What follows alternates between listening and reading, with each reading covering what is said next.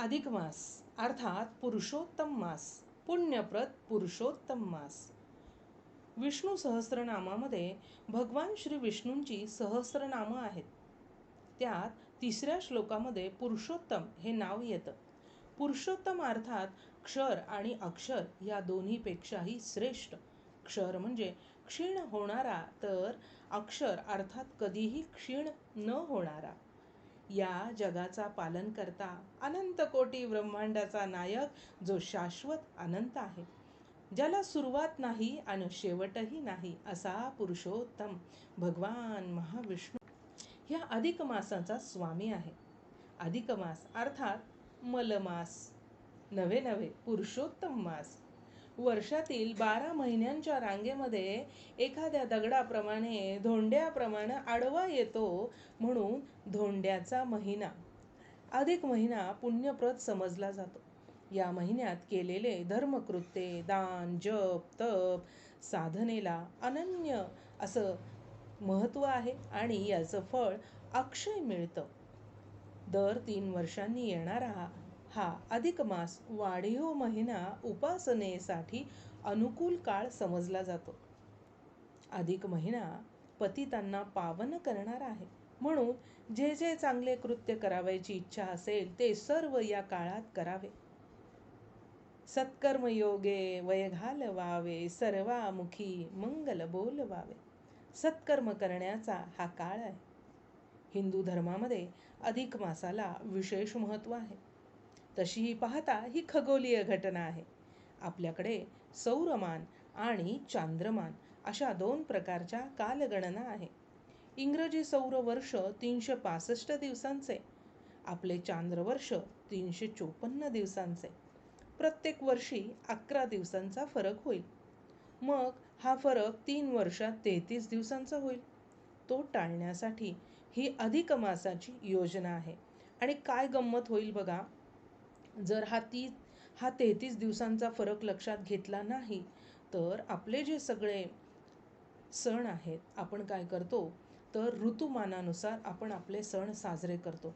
हा जर फरक लक्षात घेतला नाही, तर सगळे सण मागे मागे सरकतील आणि कदाचित आपल्याला ही जी होळी आहे ती हिवाळ्यात साजरी करावी लागेल. मग असा प्रकार होऊ नये म्हणून ह्या खगोलीय घटनेला आपण काय केलेलं आहे, 3 वर्षानंतर अधिक महिना असा वाढीव महिना दिलेला आहे. शास्त्राप्रमाणे सूर्य हा दर अमावस्येला रास बदलत असतो. अर्थात एका राशीतून दुसऱ्या राशीत संक्रमण होत असते. आपल्याला मकर संक्रमण म्हणजे मकर संक्रांतीला उत्तरायण सुरू होतं हे आपल्याला माहिती आहे. आणि कर्क राशीतून ज्या वेळेला सूर्याचं संक्रमण होतं त्याला दक्षिणायन असं म्हटलं जातं, हे आपल्याला माहिती आहे. परंतु अधिक मासामध्ये सूर्य सलग 2 महिने एकाच राशीत स्थिर असतो. अमावस्येला तो आधीच्याच राशीत स्थिरावतो, स्थान काही बदलत नाही. अशी स्थिती साधारणपणे दर 3 वर्षांनी येते. अर्थात अविश्रांत तळपणारा सूर्य अधिक मासात थोडी विश्रांती घेतो, असेही म्हणायला हरकत नाही. जरी सूर्यनारायण स्थिरावला असला तरी आपल्यासाठी तपाचरणाचा, पुण्यप्रद पुण्य संचय करण्याचा कालखंड होय. अधिक मासाची देवता श्री भगवान विष्णू, गोपालकृष्ण भगवान आहेत. या मासास विष्णू मास असेही त्यामुळे म्हटलं जातं. विष्णू अर्थात जो विश्वम अर्थात विश्वाचं कारणरूप सर्वव्यापी, आणि पुढे काय, भूत अर्थात भूतमात्रांचे पालन पोषण करणारा, त्याची मनोभावे सेवा उपासना आराधना करूनही त्याची मनोभावे सेवा उपासना आराधना करून कृपा संपादन करण्याचा मास होय. सर्व साधकांसाठी पुण्य संचय करण्यासाठी ही पर्वणीच होय. विविध प्रकारची व्रते, स्तोत्रपठन करून, यज्ञ याग करून, दान धर्म यात्रा करून मागील 2 वर्षांमध्ये केलेली कायिक, वाचिक, मानसिक पापांचं क्षालन करण्याचा हा कालखंड होय. भगवंताने दिलेला हा 1 महिन्याचा कालखंड आपल्यासाठी पर्वणीच होय. पुरुषोत्तम मास मग त्याला आवडतं ते विष्णू सहस्त्रनाम. विष्णू सहस्त्रनामाचं पठण करावं. विष्णू सूक्त, पुरुषोत्तम सूक्त, पुरुषोत्तम स्तोत्र, गीतेचा 15वा अध्याय, संपूर्ण गीता पठण, भागवत, ज्ञानेश्वरी, दासबोध, सहस्त्र तुलसीदल अर्पण, अनेक धार्मिक ग्रंथांचं पठण, अनेक प्रकारचे उपवास, जप, तप करून स्वतःची आध्यात्मिक उंची वाढवून घेण्याचा कालखंड, ईश्वराजवळ जाण्याचा कालखंड. ज्याला जमेल, जसं भावेल तसं त्यांनी करावं. पण करावं नक्की बरं. प्रयत्नांती परमेश्वर. काही लोक तीर्थक्षेत्री जाऊन भागवत कथा श्रवण पठण करतात. अहो, या कालखंडामध्ये श्रवणाला अत्यंत महत्त्व आहे. राजा परीक्षिती श्रवणाने त्याला सायुज्य मुक्ती प्रदान झाली. त्यामुळे श्रवणाला अनन्यसाधारण आपल्याकडे महत्त्व आहे. जावयाला विष्णू रूप मानून त्याचा आदर करण्याची प्रथाही आपल्याकडे पडलेली आहे. त्याला वाण दिले जाते. काही भागामध्ये जावयाला पुरणाचे धोंडे किंवा दिंडे खायला दिले जातात. काही भागामध्ये चांदीचे धोंडे बनवून तबकात दिव्यासह जावयास वाण म्हणून दिले जातात. 33 दिवसांचा फरक. त्यामुळे अधिक महिन्यामध्ये 30+3 अर्थात 33 अंक शुभ मानून 33 वस्तूंचे दान देण्याची प्रथा आहे. आपला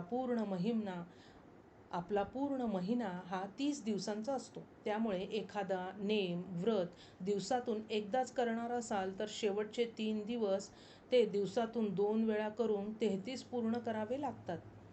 अधिक मासाचे आणखीन वैशिष्ट्य म्हणजे एरवी मुलगी किंवा आईची ओटी भरत नाही किंवा सासूची ओटी भरत नाही. पण अधिक मासात मुलीने आईची तसेच सुनेने सासूची ओटी भरण्याची ही प्रथा आहे. अधिक मासात मौन व्रत आवर्जून केलं जातं. तसेच दीपदान. शुभं करोति कल्याणम आरोग्यम धनसंपदा. सगळं शुभ करणारा, आरोग्य धनसंपदा देणारा, ज्ञानाचं प्रतीक असणारा, वंशवृद्धीचं प्रतीक असणारा दिवा. ह्या दिव्याला, दीपदानाला अनन्यसाधारण महत्त्व आहे. ज्या पदार्थाला जास्त सच्छिद्र आहे त्या पदार्थाचं दानालाही महत्त्व आहे. लेक जावयाला लक्ष्मीनारायण रूप मानून ऐपतीप्रमाणे तांब्याच्या किंवा चांदीच्या तबकात 33 अनारसे दीप ठेवून वाण दिले जाते. अनारसे अर्थात अपूप दान केल्यास पृथ्वी दानाचे फळ सांगितलेले आहे. शिवाय अनारसा कधीही शिळा अन्न मानले जात नाही. अनारसा तांदूळापासून बनवतात. तांदूळाला पूर्ण अन्न मानतात. तसेच सर्व धार्मिक विधींमध्ये तांदूळाचे महत्त्व अनन्यसाधारण आहे. शिवाय सच्छिद्र पदार्थ दान केल्यानं दारिद्र्य दूर होते. पदार्थाला जेवढे छिद्र जास्त तेवढे दारिद्र्य दूर होण्याचे प्रमाण जास्त. त्यामुळे अनारसे, बत्तासे, म्हैसूर पाक सारखे सच्छिद्र पदार्थ अर्पण करून पुण्य संचय करण्याची प्रथा आपल्याकडे आहे. दानात दान, अन्नदान. अन्नदानाला तर फार महत्त्व आहे. मग नातेवाईक जेव घालून उपयोग नाही बरं का. तर गरजू लोकांना जेव घालावं, सत्पात्री दान करावं आणि बरं का अन्नदान करताना स्वतःच्या हाताने वाढावं, म्हणजे अधिक लाभ होतो, असं परमपूज्य क्षीरसागर महाराज नेहमी सांगत. या महिन्यात परोपकाराची कर्मे विशेषत्वाने करावीत आणि भगवान महाविष्णूंची कृपा संपादन करून घ्यावी, म्हणजे अधिकस्य अधिक फळ नक्की मिळेल. इथेच थांबूया. गोपाल कृष्ण भगवान की जय.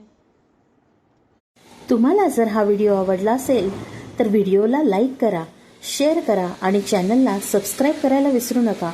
श्री स्वामी समर्थ. धन्यवाद.